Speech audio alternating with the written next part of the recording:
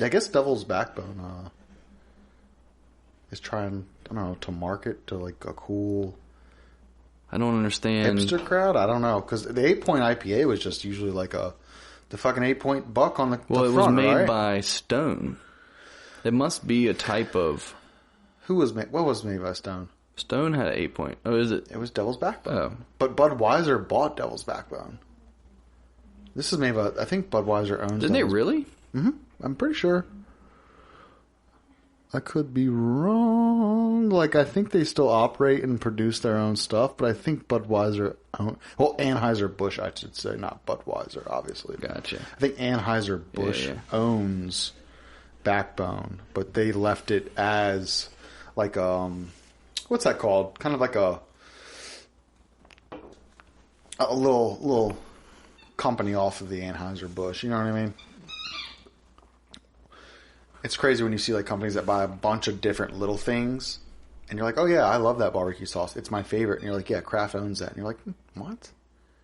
I thought that was like a really local, like crafted thing that was made." And you're like, "Oh no, Kraft owns it, but still produces, still lets that little shop or that little fucking distillery or brewery or company make its stuff. It's just that." Anheuser-Busch owns it, which then gives it, you know, the ability to like fund it and produce more and make more out of it. That's how shit happens. Right. Start something small and then something big buys it and just gives it the ability to produce and sell to a mass market. Right. Because once something takes off, like something cool, you know what I mean? Like a little startup, if it takes off and becomes very popular, you can't meet the demand with, you know what I mean, a small amount of money in a company and a couple employees. You need big time shit. Oh, yeah. If you're going to fucking sell 50,000 units a day of whatever the fuck you might be talking about. Yeah, the more numbers go up, the more numbers go up. Would never be able to produce something like that.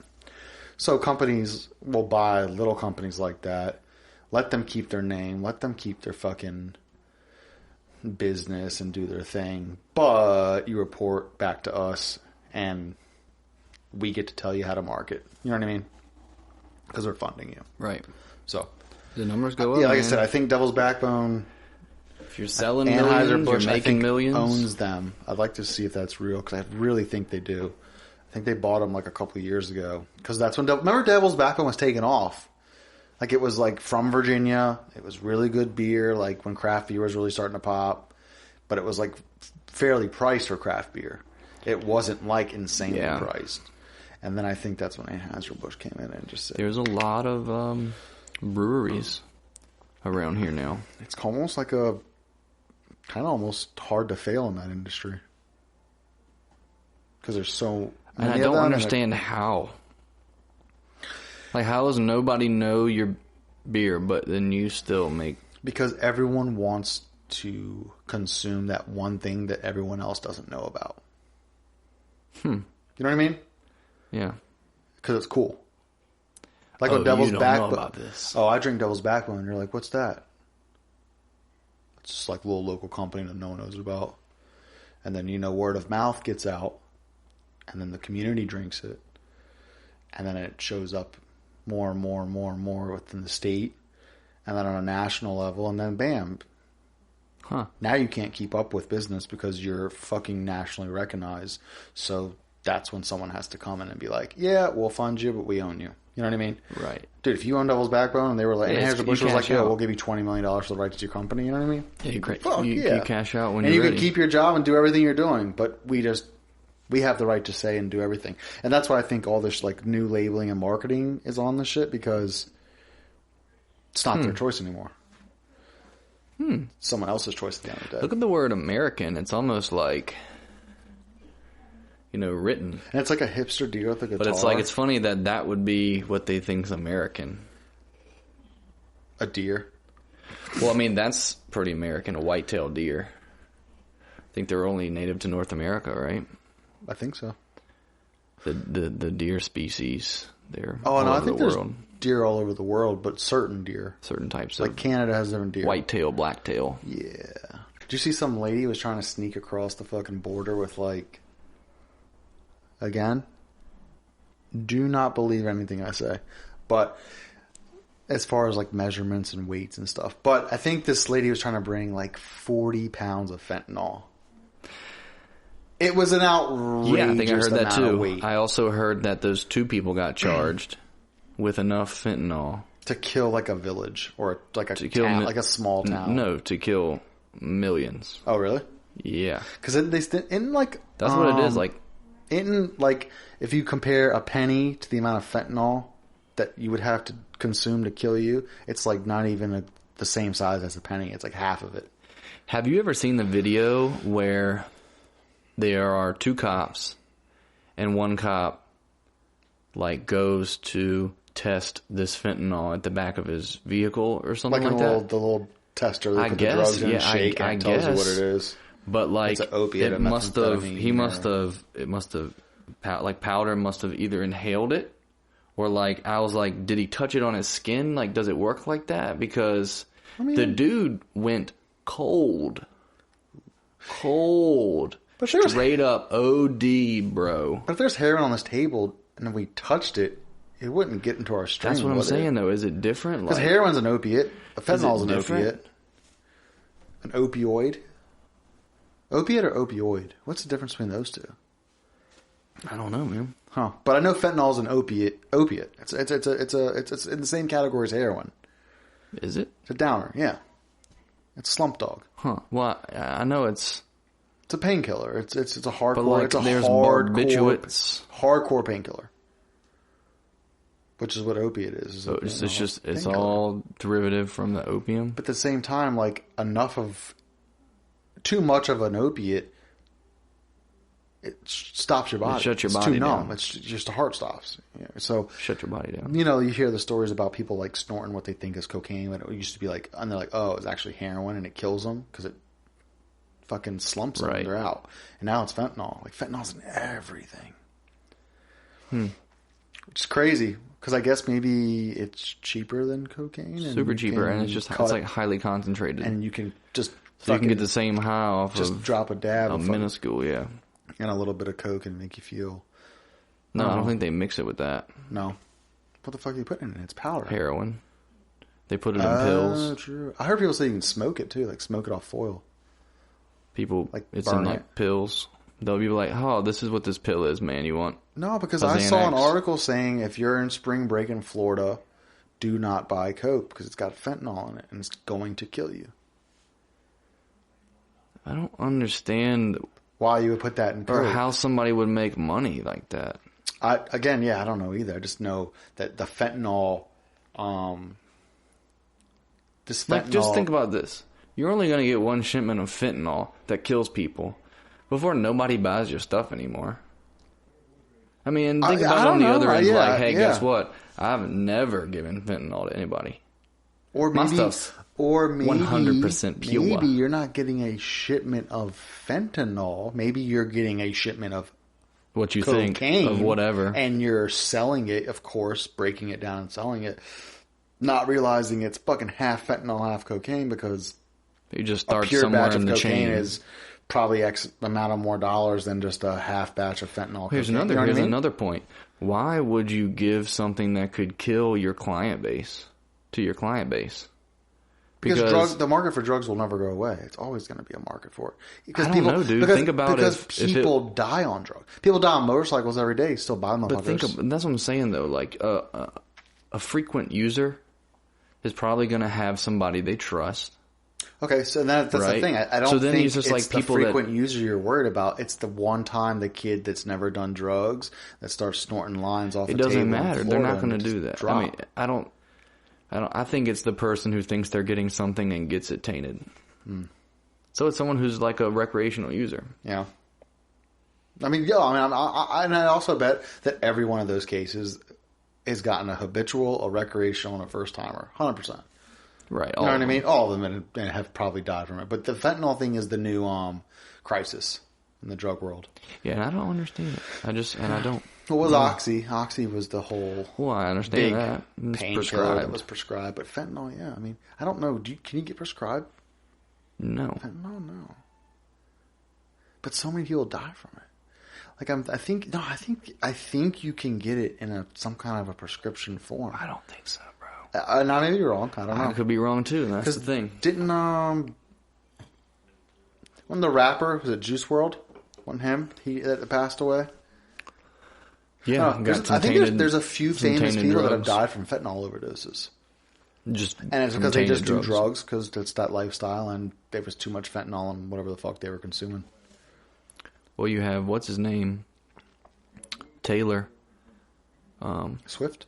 No, from the Foo Fighters. Oh yeah. The Foo Fighters. Yes, Foo Fighters. Yeah, and he died, and they found a couple things in his system, and I think heroin was one of them. Yeah, but I always feel like wrong. I always feel like if you use heroin, like you're already taking a huge risk when it comes to.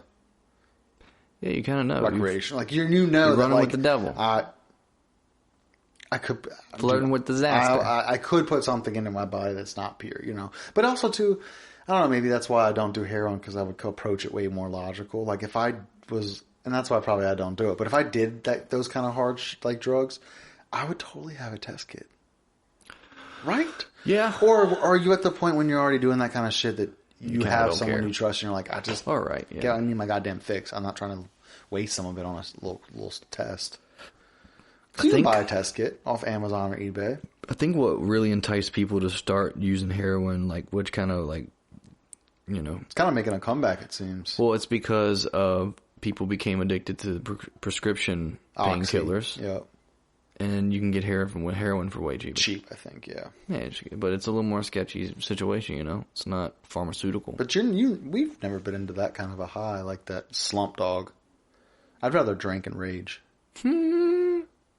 Yeah, I don't want to be bummed out on the couch for like 4 hours. Like that's what you do, like when you're hungover. Yeah, but I mean, maybe we've never done it. We don't know how good it feels, man. To be on that high on the couch. I've had morphine, like at the hospital, and that feels good. I only take half of whatever a doctor prescribes me.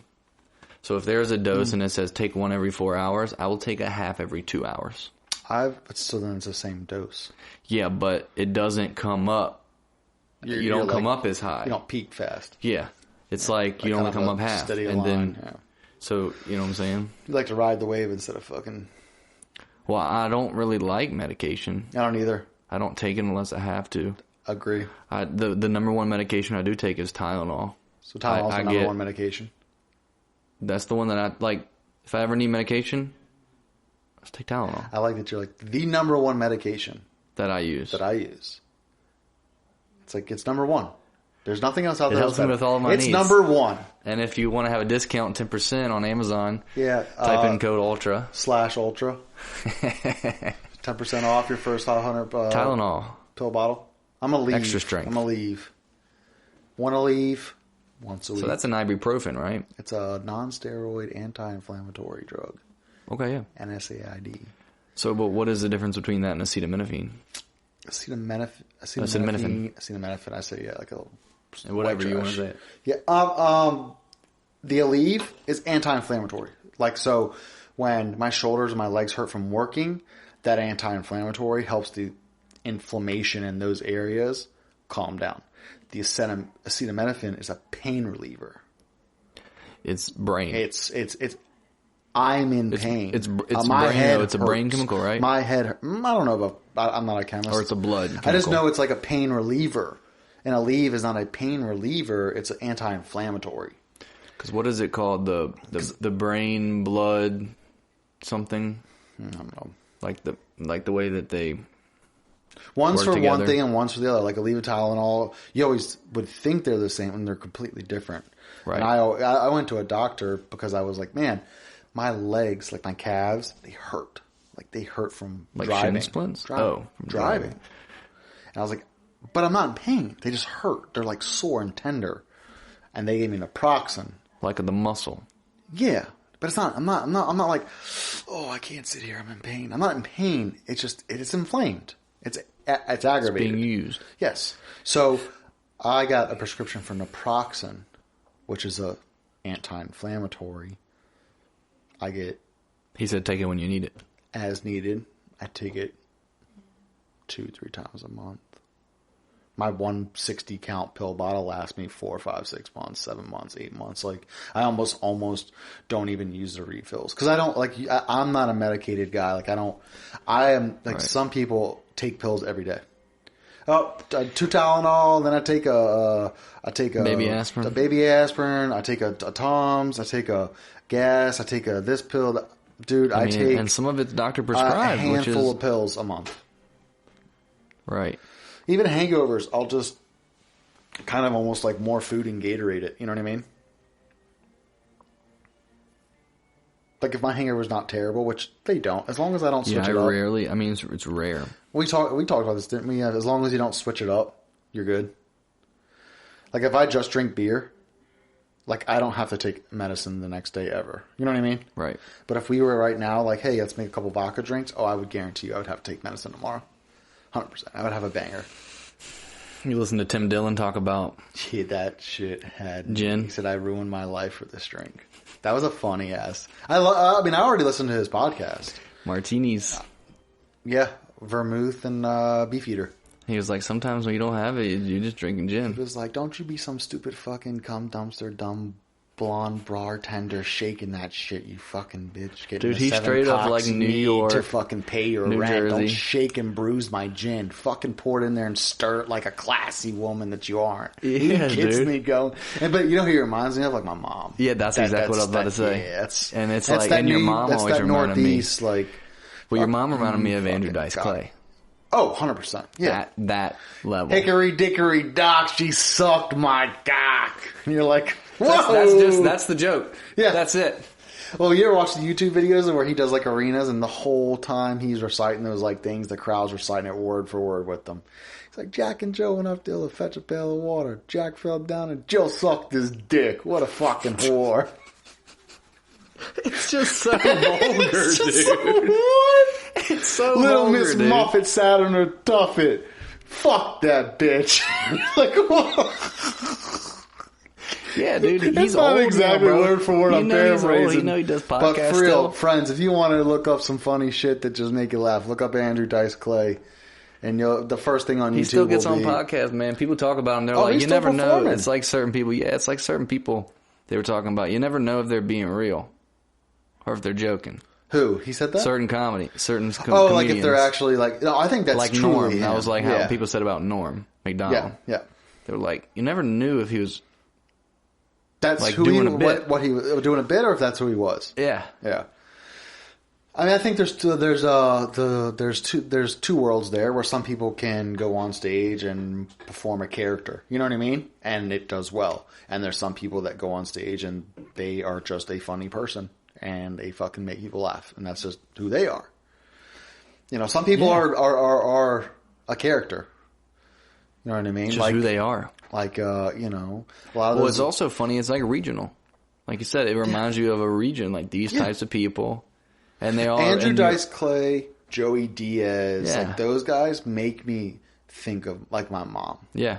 Like it's when I hear them, it's the same humor. And they're like, it's vulgar, it's dude. the way, but it's also the way they speak. They're like, the fucking cocksucker at the Chinese restaurant didn't give me any duck sauce for the fucking egg rolls. And you're like, there's only a certain people that talk like that. Yeah, dude. There's only a certain people, and it's the top Northeast. No one else talks like that. It's so funny.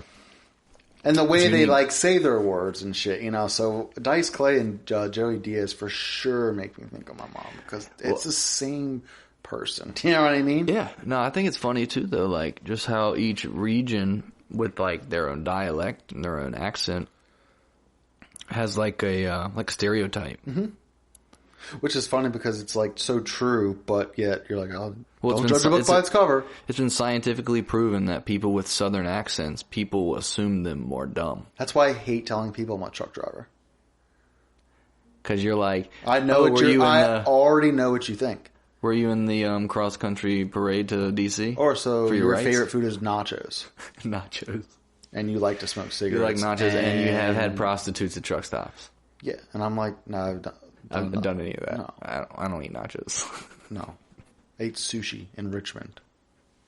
I eat sushi. And I don't care. Like, it doesn't bother me, but it's like sucks just if you meet someone new or you're like, I don't have to What's funny because people say I have that accent. But when I meet someone new and they're like, oh, what do you do for a living? I'm like, I'm a truck driver. I just automatically feel like I can see them be like, oh, and they're like, oh, this guy's dumb. Ha, that's cool, man. And you're like, I'll fuck your wife. They're like, yeah, I'm an assistant, but I'm not gonna operations co-engineering manager for a certain technological department, B2. That's their title. Yeah, and you're like, so you wash dishes? Yeah, I just think it's funny, like the whole "what do you do" is a very yeah, right. Open, because it's one of the first leading questions to meeting someone, and I feel like you automatically put someone to a category when they're like, "Oh, I'm a garbage man," and you're like, "Oh, you're trash." Right. Well, it's funny that everyone's situation is different. Like their career, makes them who they are. But you're that. Yeah. And you're like, no, I just do that. I'm like, I do that because no one else is going to pay me $90,000 a year to do what I do. Right. Without a degree and without credentials and certifications. Right. So I can either go work in a warehouse for $15 an hour and make $50,000 a year, or I can drive this truck and make $90,000 a year. It's all which I don't give a fuck what you think. You know what I mean? It's all a perspective. But I'm doing what I want to do that's going to be the best option for me. I know what I want to make. Yeah. And I know that my selections are limited based off of my resume. Right. I don't want to make $45,000 a year. That's not my lifestyle. I'm high class. I'm bougie. I like to buy $62 worth of sushi and eat it with my friend on a Wednesday. You know what I mean? Some people are content with I just will eat some ramen and some Cheez-Its and that's my lifestyle. They can make $40,000 a year because it doesn't cost that much. I like to buy a fucking $22 filet and cook it. Anytime I go to a steakhouse, I get a filet. You see what I'm saying, though? But you're afforded the things you want, man. Yeah, if you live that way. But you also provide yourself the things that you want based off of what you do. If you're content with eating Doritos and eating ramen, you will work a lower class. Not that I don't like those things, but if that's cool with that, this is again too where you say those people that are, if that's their diet, then one, they're already uneducated about physical health. Yeah. So, but also, it probably more than likely correlates that they're uneducated in other factors of their life and other aspects. And also, too, everyone has a price. And when you hit your price, you're like, I can do what I want, kind of. I can eat what I kind of want and have a little bit of money at this price. I'm cool. I've also thought, though, people that, this is me battling the two ends, the extremes of, super drive. You're never happy. You're always hungry. Yeah. And then, dude, I'm super happy. I mean, I'm happy right now. You have to find that. You have to find the because line. If you're always there, you're never going to move. If you're always content, you don't need anything else. You're done. Yeah. So then, no, you got to drive. But if you're always driving and you're never connected with being happy where you are and content, Yeah. You end up 60 years old and you're a millionaire, but you don't have a family or nobody loves you because you had to walk on people to get where you are or whatever.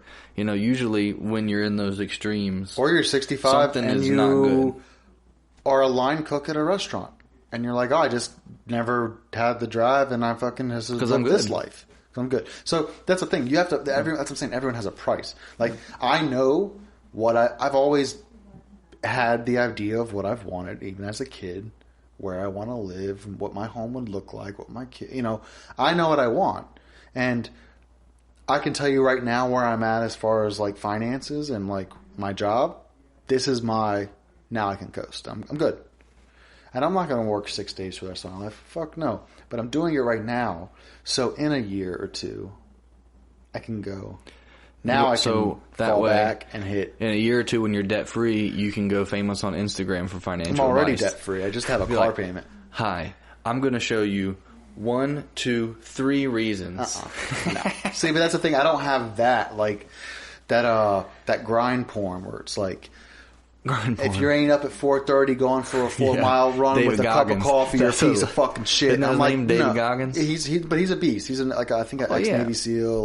Runs ran 100 miles. People listen to him But there are people that are super motivated like that are like, I have to grind. Get up, grind every single day. You know, and I think hard work this is the thing. Whatever you do, as long as you just work hard, you'll be successful. Right. Anything. Pick something. Anything. Pick it. You think I want to be a truck driver? No. That's but guess thing, what? though. It is giving me exactly what I want. It's not for you. But then, it's not for then you her. have to be it's intelligent for me. enough or, understanding to where it's going to change. Yeah. When you're talking about tattoos. Yeah. The things you want will change. Yeah, your taste change. You change people. You grow. But then also too, and I look at it like those things develop who you are. So like, don't forget them. Yeah, don't forget your roots, where you're from, your home, like who you are, like where you came from. When you're a kid, candy's the best thing in the world. I fucking hate candy. Well, like I said, you know what I mean? I just, the growth of how I view music. Yeah. When I was a kid, guess what music was? Just making music. It was fun. Yeah. It was cool. It was fun. I had all the time in the world. We're sitting around doing nothing anyway. Might as well jam. Oh, we're jamming. Might as well record it.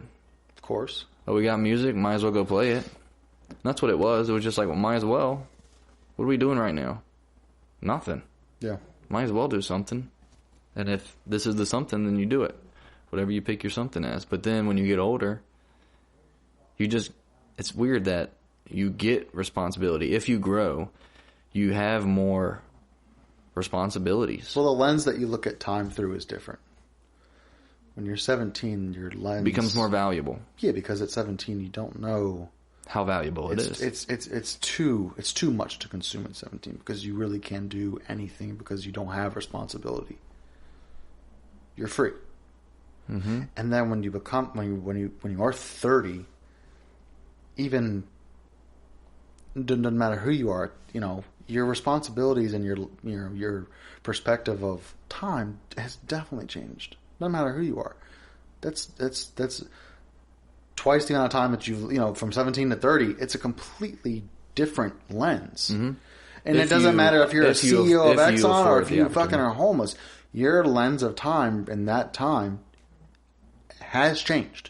And you view things completely different. And when you get to that age, this age now that we're at, that time is hella valuable. And that you really have to pick and choose what you do with it compared to when you are in those like teen years where you kind of don't know that and you kind of just do whatever because you do live more in the moment because your lens is different.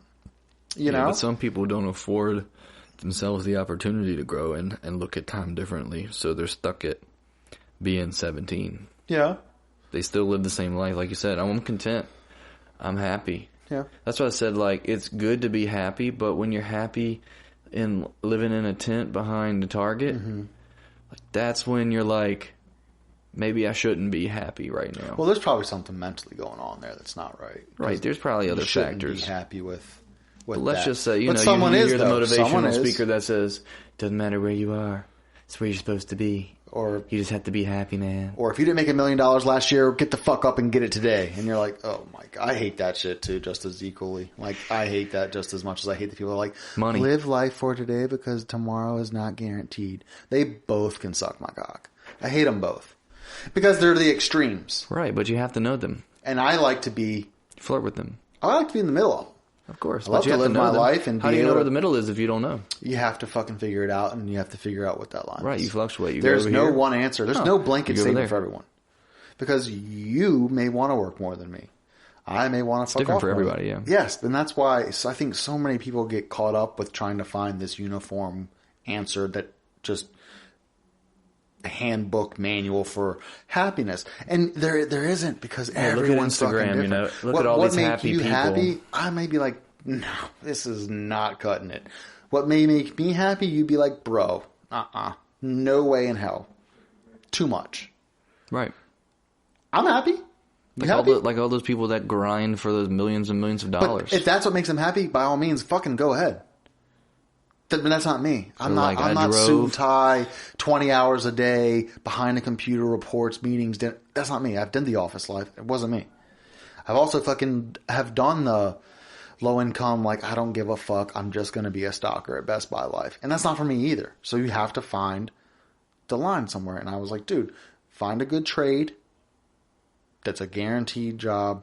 Electricity. Dude, or whatever it is, like trade, art, medical, whatever. I'm happy. Yeah. I'm doing, again, at the end of the day, I drive a goddamn truck. Let's be real. But guess what? Dude, it gives me the opportunity to listen to shit that I want to listen to.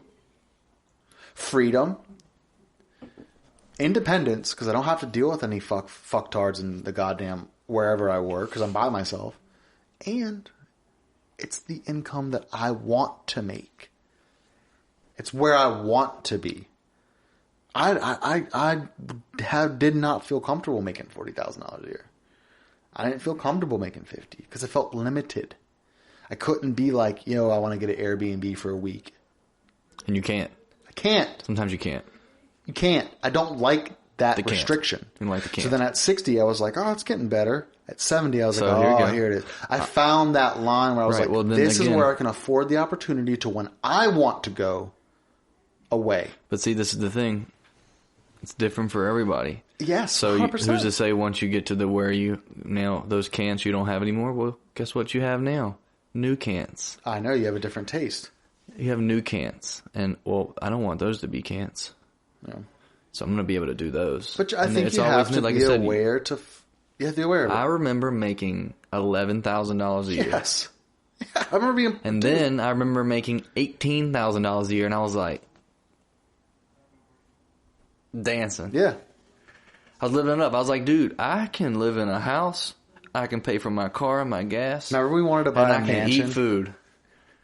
Remember when we wanted to buy a mansion? Yeah, and with 6 people? Because your dad was like, yeah, well, if somebody leaves, you probably won't fucking be able to afford it on your own. Remember? He shot it down so fast. He wants to ruin our fun, man. Because remember we were like, dude, that's like me, you, Kyle, Jake, and maybe another guy or two. We can buy a $600,000 home. We all pay $1,000 a month to live there. It wouldn't even be that much. But you know what I mean. It would have been awesome. We should have done it. It would have been so big. You're like, oh man, I need some privacy. You wouldn't see anyone. Hey, I'll be in the movie theater. Oh man, I need some privacy. Walk down the hallway. Yeah. That's how big it would be. We should have done it. I know. I still think about that a lot. We should have done it. That would have been so cool. We should have done it. Yeah. But, again, didn't happen. Why can't we make a Facebook group of hey, would you like to invest this much money a month? Cool ass dudes that want to buy a sick ass house. And we're in the picture, Facebook Marketplace. We got sunglasses and flames behind us. Look, you flexing? No, are you? Yeah, I'm always flexing. No, you have to find your happiness and your levels with all things in your life. And some people require different levels of different things. I don't need religion. Some people need that. I don't need, luxury vehicles. Some people need that. But I also know what I don't need. I don't want, you know what I mean, to have to fucking constantly struggle to figure out how I'm going to find a tire for my car because I only make fucking $200 a week. You know what I mean? I need a new tire for 2 months and I'm about to blow it out. Growing up with my mom, I fucking hated how much time and energy we spent on bullshit. Whereas if you did what you were supposed to do, the money you would have saved. And instead of just going and buying 4 brand new tires for $300 and calling it a day and saving $50 a week for 6 weeks to do it, you spend fucking 12 times a year stopping at S&S in Petersburg getting a piece of shit tire that's just going to fucking go flat in a month anyways. And you're right back there. That shit drove me in fucking insane. That's a good example, and made me go dude, I will never live my life like that. I will never live my life like that. It's good. I will be yo, I need new tires. Not that I'm but I'm not saying that I have it, that I have a fucking huge amount of money that I don't have. I will make sure that I will never be in the place where I'm enough I for what you need. can't buy a tire, so let me see if I can find someone who can get me you could sell everything that you have and move to a cabin. Oh, yeah, and I told Brady, Brady, why haven't you saved up $600, $700, $800, $900, I don't know, $1,000, which is manageable to do. Even if you do $20 a week, that's 1 year. 52 weeks, that's $1,040. Buy a ticket and go to the West Coast. And go work on a wheat farm. Because now he's starting a family. Now, it's different now, yeah. Dog, if I was him, back in the day, the second when I got out of Riverside, would have just got a job. Yeah, instead of living in that old trashed house. He was like, how long was he in there when it was mold and just flooded? Oh, not even that house. Even after that, he lived in fucking piece of shit places for no money. Right. And it's like, dude, but see, mindset's different. I get that, but man, I would have just saved a couple $1,000. Bought a ticket to Oregon, went out there, got a job at a farm. You're already living on the streets here. What's the difference in fucking living the streets there where it's living beautiful? Living on the streets better. It's way better out there. So why wouldn't you do that there? He said, I don't know.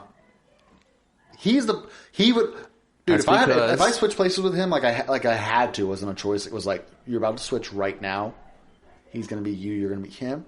And you have to live the lifestyle, that lifestyle. You can't change it. Like, you're going to be in the low income, and you're going to be the hard worker. I would have definitely West Coast. If I'm going to live on the streets, I'm going to live on the streets in West Coast. Because they get also a lot of support, too, like the homeless out there community. Meals and, like, in LA. A statistic I heard? But in LA, they'll bring your food to your tent. Breakfast, lunch, and dinner. That's crazy. They're like, hey, your meals are here. The price that they're like the budget, like for certain things for homelessness, right? It's like it goes up so much a year. Yeah. I think we've talked about it. And the price, when you look at the numbers in their budget for purchasing a house for a homeless person that qualifies is $800,000 for one house. Yeah. Yeah. That's like what the numbers come to. I saw. What the hell is that money doing? Where is that money? I don't know where, but it's not going to what it's supposed to. I also saw something where it was like, if they just took the money, the budget that was allocated towards the homeless, and then just divided it up and gave it to homeless people, like you could give every homeless person like $100,000. Dude, that's a down on a house, down on a car, and a job. That's a fresh fucking start. Yeah, that's. But instead, that would make me. If I could get $100,000 right now, if you were living outside in a tent right now because you were fucking drug addicted or out of bad luck or whatever, and someone was like, "Here's $100K." I know you've seen all those YouTube videos where people do it. Well, apparently in LA, and then they keep in touch with them. As long as you show up and you say you're homeless and living on the streets, like they give you meals and they're building apartments and they're going to give them all apartments free. So it's like the next gold rush. Because it's better to have them off the streets in a place they can live than on the streets. It's like, no, it's not. You're just feeding their addiction. You telling me I can go out there with money in my pocket, say I'm homeless with no money, they can put a roof over my head and feed me, and I spend all my money on the drugs? Mm-hmm. Sweet. I'm doing it because I love it's drugs. Like they don't want you. They don't want to be like prejudiced to your drug addiction. We accept you. We love you. We don't want to be prejudiced to your addiction that's costing everybody tax money. But still, hey, we understand you're an addict, and there's nothing wrong with that because some people are. Don't feel bad. We'll get you the help. Here's an apartment, and here's food.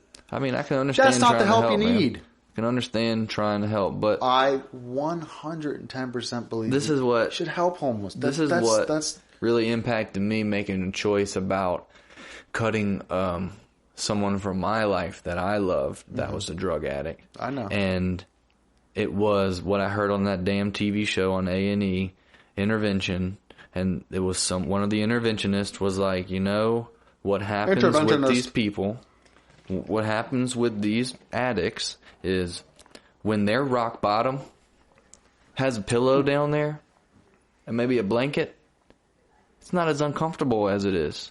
I got a pillow and a blanket. That $5, $10 you spot me, that's my pillow and my blanket. Yeah. When I keep coming to you and you give me so much money a month, or you give me a free place to stay, that's the pillow and the blanket. And their rock bottom is nice. Yeah, they're like, oh man, don't you feel bad about being at rock bottom or whatever? No, it's not that bad. Because it doesn't take much. It doesn't take much when you're at rock bottom to make you happy. Even just a couple bucks that someone gives you.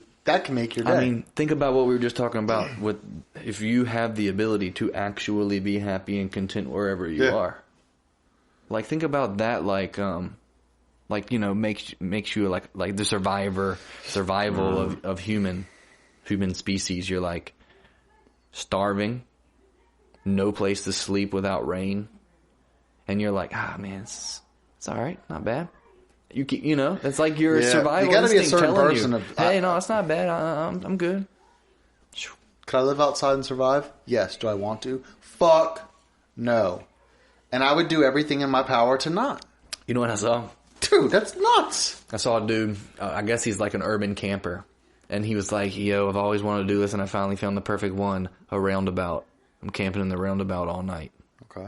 And it was like bushes and stuff and like trees. He was like, I already climbed in there earlier. I didn't even watch it. I just seen like the little YouTube intro. I was like, that's pretty cool. I was like, yeah, you can totally survive. Oh, it's not hard to. But the thing is, I just feel like it's embarrassing as a country to have so many people that live on the streets. We should take care of them. We need to help them out. And it doesn't mean... Well, we also need to say that it's not okay. No. Okay, maybe I rephrase it. It's not okay to have people sleeping on the streets. No, but it's okay to have problems. Right. But just giving someone home and food just because they have problems is not okay. You need to help rehabilitate those people. Yeah, right. But get them jobs, get them work, get them medical attention, get them health, mental health help. Help, like if you're giving $4 billion to one county to take care of homeless people, but yet your homeless people, your numbers of homeless grow each year. What the fuck are you doing? The problem is... Are you just managing the fire instead of trying to put it out? Because the fire's too big? Well, the fire makes money.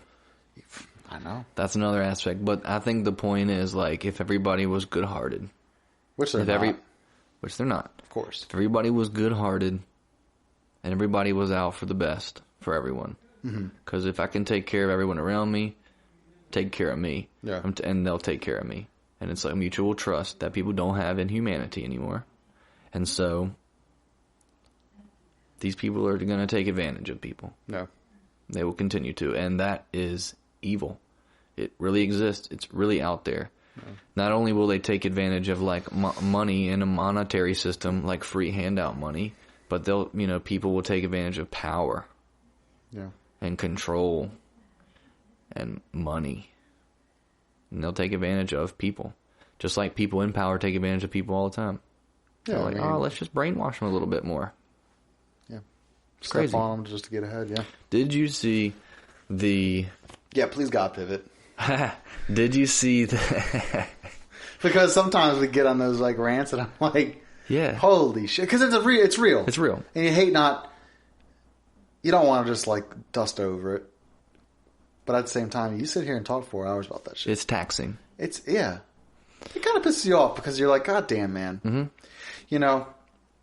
You want your community to thrive and be good. And I think there's so much of communities or cities, counties, areas that almost seem like worse than good. Mm-hmm. Sucks. They like want to keep people down. You always talk so they about can keep like, themselves up. the children are the future. And it's like, yeah, but you're also setting them up for fucking failure. You like Ninja Turtles? It's bad, man. Yeah, don't bring up the future and kids. That's a whole fucking... It's funny how I never would have thought that that's such a part of my life. I wouldn't have either, but now having kids, I'm like, fuck. It's kind of like a good thing. I'm like, I have to do more. My mom asked me. I have to do more. My mom asked me, hey, where should your sister go? Yeah. I said, not to public school. Yeah, but don't you think also, too, putting them in like a bubble? Everybody's going to be biased. Everybody's going to be biased. But that's why I see if you can... Are you doing them damage, though, by putting them in kind of a private institution that's better than obviously the public situation, but when they go out into the real world, they don't know how to handle themselves because they've never had to. Right. I think if you show them conflict. And I said this about homeschooling. You know what I mean, though? So right. Okay. Listen to this. This is my understanding of homeschooling. Because public schools like the streets. For real. 100%. And if you're raised on the streets, you know how to handle yourself on the streets. 100%. I'm not scared to walk down the street, but someone who's been in a private school their whole life and has never had to not even face that. conflict They just, or problems. They're a 6th grader going into public education system, or they're a 5th, 6th grader. Yeah. And they go into there, and now you're pulled in. I'm torn between the two. Just like around, and where we grew up, people from Petersburg would go to our school. Yeah. And where we live, people from Petersburg weren't living there. Mm-hmm. So I mean, it's small, but it's a little bit big, and I lived in the farm area. I didn't interact with people on the streets. We didn't have streets. But no. I'm not talking like streets. I'm talking but we also went and had an environment that kind of gave you a little bit of everything. A little bit of ghetto, a little bit of wealth, a little bit of prep, a little bit of jock, a little bit of nerd. You kind of got a taste of everything because it was a public school, and you got this sense of, if out in the real world, I would be able to kind of handle myself because I've had a little bit of experience in each kind of realm. I know how crazy people can be. Yes. But in a private, situation where everyone around you's kind of coming from the same background. Think about private, an echo chamber. Think about private as just like homeschool. That's a private education. Yeah, it is. It's the most private. Yeah, and you're not fucking... Right, so that's when you can, really brainwash them if you really wanted to. Yeah. For instance. But in today's world, this is what I'm saying about the internet. We've talked about, it's only been 20, 30 years since we've had this internet that connects everybody. So even though I'm here in my house every day learning the curriculum, I can go out because I'm in a Facebook group for homeschool, and we go to wherever. We literally go do things, experiential learning, and that's where you get your social interaction. It's easy. So just go out in the public and get it instead of out of school. So teach the curriculum at home and then take the public exposure. That's where you get the social out of the public. That's where you get the social. Yeah. Okay. In actual real life. That's actually pretty smart. I didn't think about that way. Yeah, that's how it is now. That's how I look at it. I'm that's the ideal to me. And you think that's it? I think that's ideal. Because guess what? Behind closed doors, you can say, it's crazy out there. And I'll go show you. Yeah.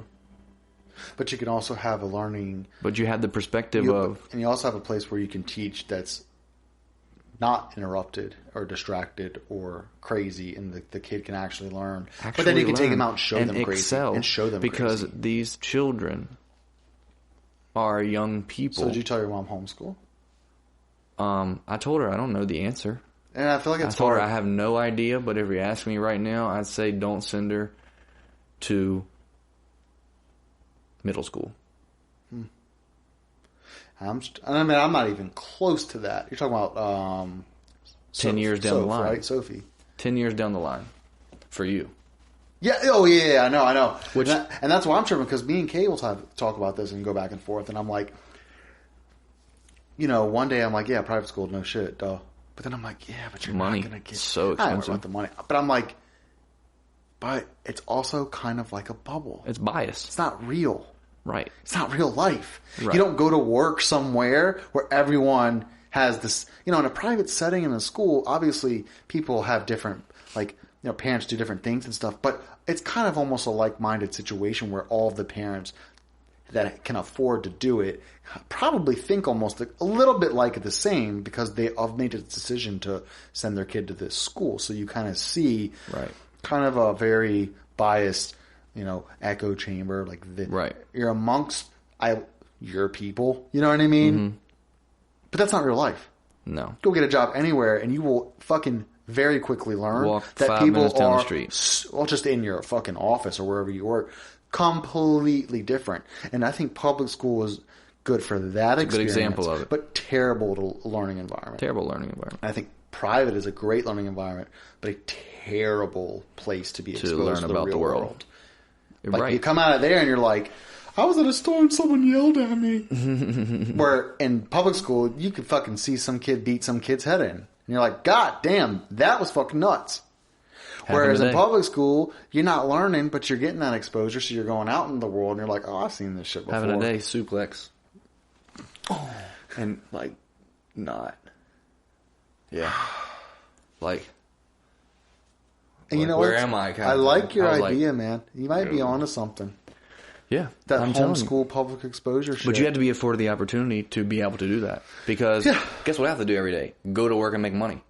I can't sit here and teach a kid for no money. Everyone's experience is different, and we've talked about that. Right. So would you be willing to live in a maybe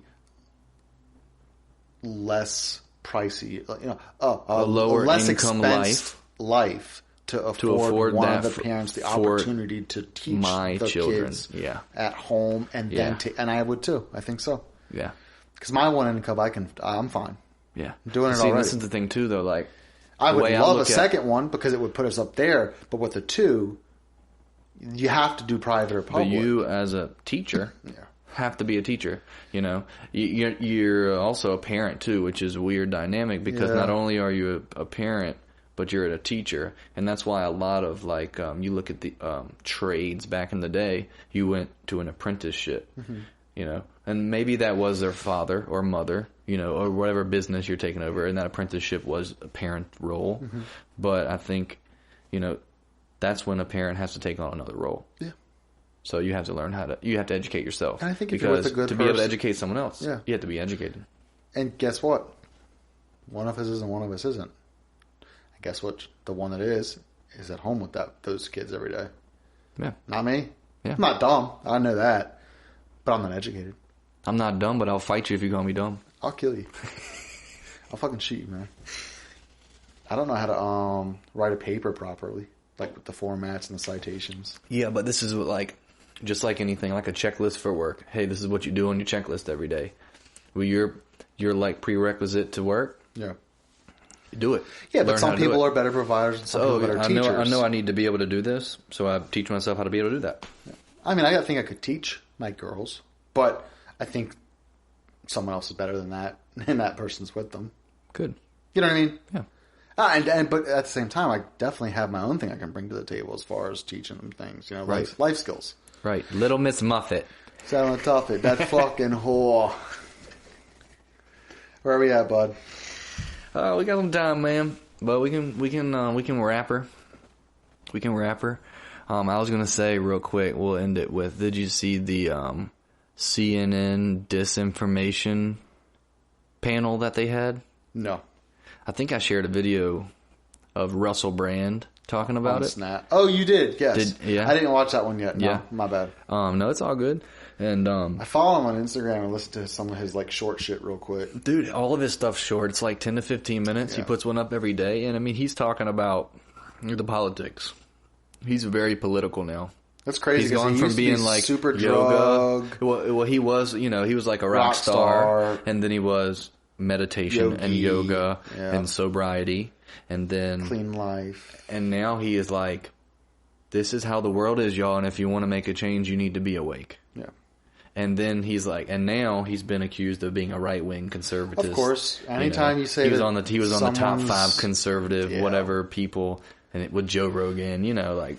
Second you say that masks don't work, you're a white supremacist.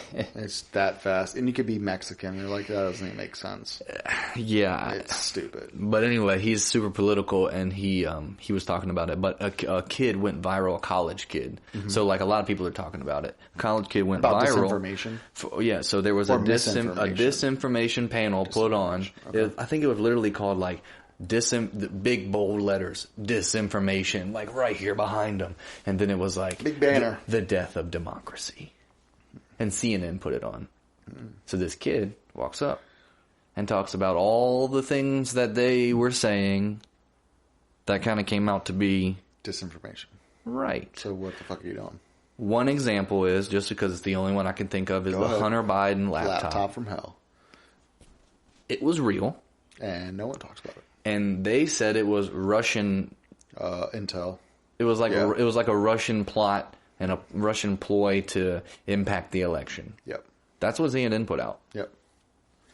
It was trying to make and you now think all these other that the Biden family was dirty because of this son that has a bad And of course laptop. they're going to put out crazy stuff because it's the election.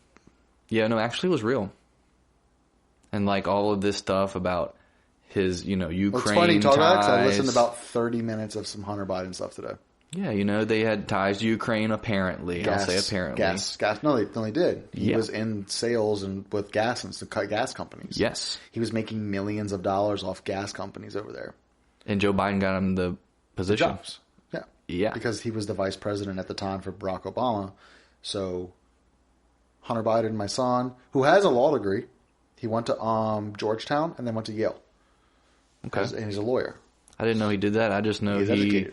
He went to crack. Georgetown. Yes, he did. But he went to Georgetown for like a degree in like the history of arts. Okay. And then went to Yale and became a lawyer. That's how he got in, because you have to, when you're dealing with those kind of things, be an educated person.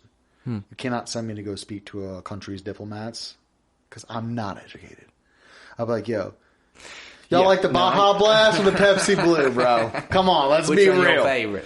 No, you have to be an educated person to talk to those kind of people. You have to be formal. You have to be mannered. You have to be fucking polished. Up front, and then you can go smoke crack in the bathroom. But after a while, politicians are dirty. They make money left and right over all types of deals and shit that happen under the table. Like we always talk about, where's all the homeless money going? Pockets, duh. Mm-hmm. And with that kind of money comes a type of power that you think nothing can happen to you. Mm-hmm. So you're like, I'm going to smoke crack and choke hookers. They said his laptop. People get up there and they're the guy that. So he abandoned his laptop. Did you know that? Yeah, he left That's it how there. they got it. He left it at the tech He place. left it at a computer shop and never came back for it. And the dude, I don't know if he owned it or worked there or whatever, was going through it and was like, this is fucking nuts. Yeah. And copied all the hard drives. And sent it to Rudy New York Giuliani, Times. didn't he? To send it to a bunch of people. Yeah. All a bunch of papers, mayors, governors. Like, dude, y'all need to look into this because this might fuck y'all. Yeah. They sat on it. Of course. Because they're not going to So did you hear what's the, there's a representative who is physically disabled. He's in a wheelchair, and I think his name is Cawthorn or something like that. I don't know. You don't know? Mm-hmm. But he has said now that when he started in Washington and in politics, that they like invited him over to orgies. Yeah. Where they were doing cocaine. Mm-hmm. And he was like, this really happened. Mm-hmm. And people were like, yeah, no, that's crazy. They're like, man, we should have never invited him. Dude, because it's like if you were running for if you were trying to do anything, and your son was smoking crack and fucking hookers, you would be like, do not let that come out, because it's going to hurt your reputation, obviously, because someone's going to go, what the fuck is going on? Well, the point I was going to make was at this disinformation panel. Yeah, I think it was Brian Stelter or something. I think I've heard that. Brian Stelter, he works for CNN, and he's like correspondent, correspondent, whatever. Yeah, and the kid like addressed, he like one after another, just kept hitting him with it. Boom, boom. Immediately, his literal first response, he was like, "All right, seems like it's time to go to lunch." That's how he responded to it. He's getting trolled all over the internet, and then he was like, "But no, seriously, seriously though, that's just a bunch of right-wing disinformation." Isn't it funny that right-wing disinformation is just the term now to say that's not true? Well, literally, you need to watch watch the clip I sent you, because it's like, this has been MSNBC brought to you by Pfizer. It's like, this is CNN brought to you by Pfizer. Big Tech Pharma, bro, owns. Dude, it's all of them. It's literally like a 3-minute clip of all of their like signing out. This has been the TV, whatever, late night talk. Brought to you by Pfizer. Push the COVID narrative to fucking produce mass sales in pharma and pay politicians off. It's a crazy way we're living. It's a joke. I think more and more people in this world and other countries are looking at America like... Have you ever heard of... Oh, they actually really don't know what the fuck they're doing. Have you ever heard of Sky News Australia? Nope. You should look into it. Just send me They're something. super critical of Joe Biden's administration. Yeah. Super critical. Did you see real quick, there was like a Saudi Arabian SNL that they put a skit out with Kamala Harris and Joe Biden. I would love to see that, though. It's funny. And it's not even just, honestly, the Biden administration. It's just our administrations. Politics. It's terrible. It's fucking dog money. Shit. Whether you look at Republican or Democrat, it's fucking a joke. It's ruining this country. And instead of putting these old-ass, loudmouth, dementia fucking white dudes in office, you should get some real motherfuckers who are 40, 50 years old and who are not influenced by lobbyists to run this country. Not some guy that's like, what day of the week is it? Let's do it. This is your campaign announcement. No, I'm not smart enough. I don't have it. No. Hey, on that one. Love you. Love you. I'll see you next week, brother. Until next time. Thank you for the sushi. Mm-hmm.